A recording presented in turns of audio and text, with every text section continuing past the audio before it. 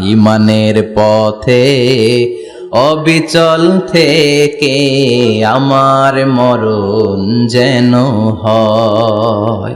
তোমারই কাছে মিনতি আমার, তোমারই কাছে মিনতি আমার, মহামহিম দয়াময়, ইমানের পথে অবিচল থেকে আমার মরণ যেন হয়। পড়েন আমিন।